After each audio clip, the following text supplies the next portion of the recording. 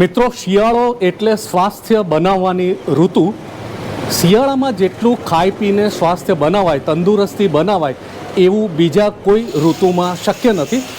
શિયાળો આવે કે તરત જ આપણા સમાજમાં જે ખાણીપીણીનું મહત્ત્વ છે, ખાઈ પીને જે તંદુરસ્તી બનાવવાનો જે માહોલ છે એ બાબતે આજે હું તમને વાત કરવાનો છું. શિયાળામાં લોકો વિવિધ પ્રકારના વસાણા ખાતા હોય છે, વિવિધ પ્રકારના કચરિયું ને બધું ઘણું બધું જે ખાઈને એક સેહત બનાવે છે, તંદુરસ્તી બનાવે છે. એ મુદ્દે આજે હું તમને લઈને આવ્યો છું ધોળકાની અંદર.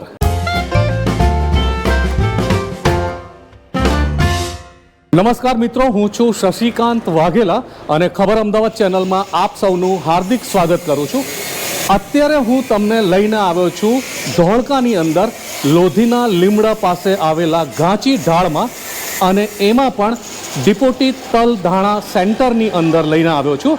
જે જગ્યાએ તમને હું બતાવીશ કે જે વિવિધ પ્રકારના કચરિયા આપણે શિયાળા દરમિયાન ખાતા હોઈએ છીએ એ કચરિયું કઈ રીતે બને છે. કાળા તલનું કચરિયું, સફેદ તલનું કચરિયું, આવા બધા વિવિધ તલના કચરિયા કઈ રીતે બને છે.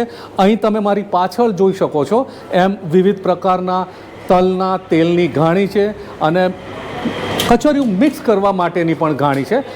તો હવે આપણે મળીએ યાકુબભાઈ ડિપોટીને કે જેમણે આ બિઝનેસ 1993થી શરૂ કર્યો હતો.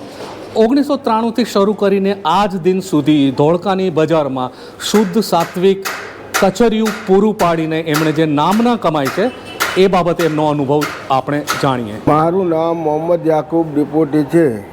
હું ધોળકામાં લોધીના લીમડે ઘાંચી ઢાળ રહું છું. ત્યાં બિઝનેસ ચાલુ કરે છે ડિપોટી તેલ ઘાણા સેન્ટરના નામનો. હું 1993થી આ બિઝનેસ ચાલુ કરેલ હતો અને અત્યાર સુધી ચાલુ છે. મારે ત્યાં સફેદ તલનું કચેરિયું, કાળા તલનું કચેરિયું, તલનું તેલ, કોપરેલ, દિવેલ, તમામ જાતના તેલ પણ મળે છે.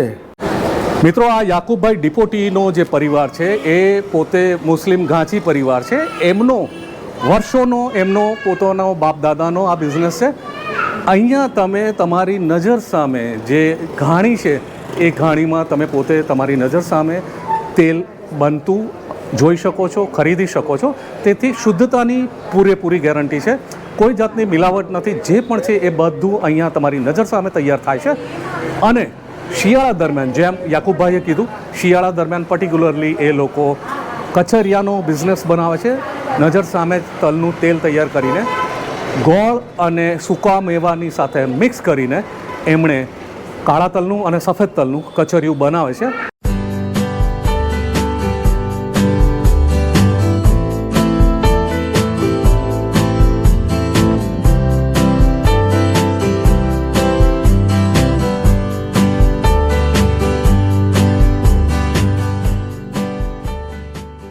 મારું નામ મોહમ્મદ જુબેર.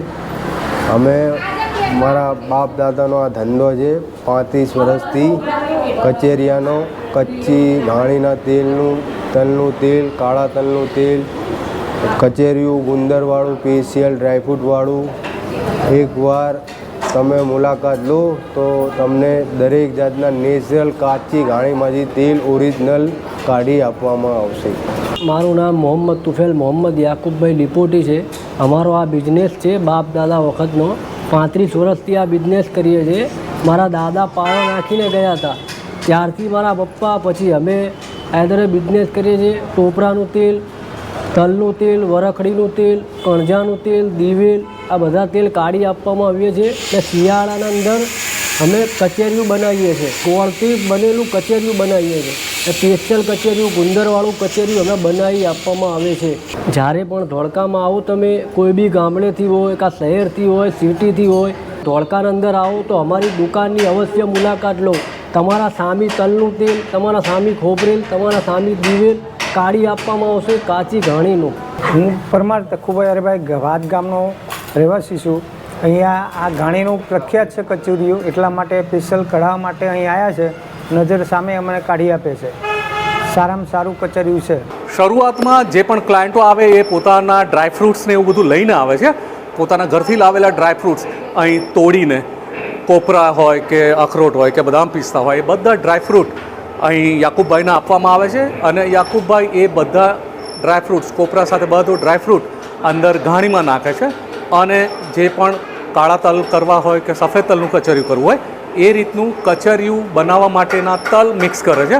લોકો પોતાના ઘર માટે તો કચરિયું બનાવીને લઈ જાય છે, પણ જે પોતે રેંકડી ચલાવતા હોય, લારી ચલાવતા હોય એવા લોકો પણ જે પોતાના બોક્સ વેચે છે કચરિયાના, એ પણ અહીં જથ્થાબંધ બનાવવામાં આવે છે. જથ્થાબંધ કચરિયું બનાવીને એ લોકો પણ પોતાના બોક્સ બનાવીને બહાર છૂટક વેચતા હોય છે અને ઘણા હોલસેલ વેપારીઓ પણ પોતાનો બધો સામાન આપીને યાકુબભાઈના ત્યાં મેડ બાય ઓર્ડર કચરિયું તૈયાર કરાવીને બોક્સ તૈયાર કરીને પોતાના બ્રાન્ડ નેમ સાથે વેચે છે. મૂળમાં ઘરથી માંડીને રેંકડીવાળાથી માંડીને હોલસેલ વેપારીઓ સુધીનું આ આખું જે એક સર્કિટ છે એના મૂળમાં છે યાકુબભાઈ, કેમ કે એમણે તૈયાર કરેલું કચરિયું કોઈના ઘરે જાય છે, કોઈની રેંકડી પર વેચવા જાય છે, યા તો કોઈ હોલસેલ સપ્લાયરના ત્યાં જાય છે. આ આખી એક જે પદ્ધતિ છે, આખી આ જે સિસ્ટમ છે એ મૂળ અહીંથી યાકુબભાઈના ઘાણીથી શરૂ થાય છે. ધોળકા અને ધોળકાની આસપાસના 40 ગામડાઓના માણસો અહીં આવીને નજર સામે તલના તેલ પીલાવે છે, તલનું કચરિયું બનાવે છે. 40 ગામડાઓને આ ઘાણી પર વિશ્વાસ છે અને 40 ગામડાઓના માણસો સવારથી આવીને એમના જે જરૂરિયાત મુજબના કચરિયા માટે લાઇનમાં બેસે છે. સરસામાન બધો પોતાની રીતે લઈને આવે છે અને પોતાની નજર સામે તૈયાર થઈને કચરિયું ઘરે લઈને જાય છે. આખો જે આ સંબંધ છે એ વિશ્વાસનો છે અને શુદ્ધતાનો છે, સાત્વિકતાનો છે. તમે બજારમાંથી ક્યાંયથી પણ ખરીદો, પણ નજર સામે બનતું જોઈને ખરીદો, એ એક શુદ્ધતાની પરાકાષ્ઠા છે અને તમને આ વસ્તુ શુદ્ધ મળી રહી છે, કોઈ જાતના મિક્સર વગર મળી રહી છે, એ તમે પૂરી ખાતરી કરીને અહીંથી ખરીદી શકો છો.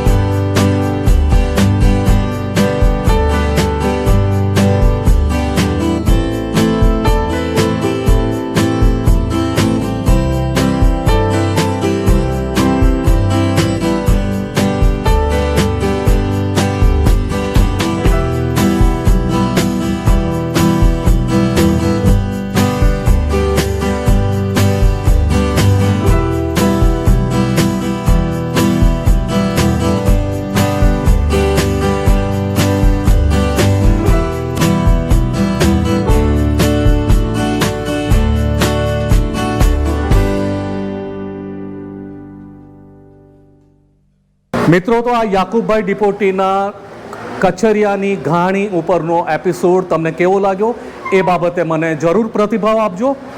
આ સાથે હું Shashikant Vaghela is signing of. આ એપિસોડને અહીં હું વિરામ આપું છું.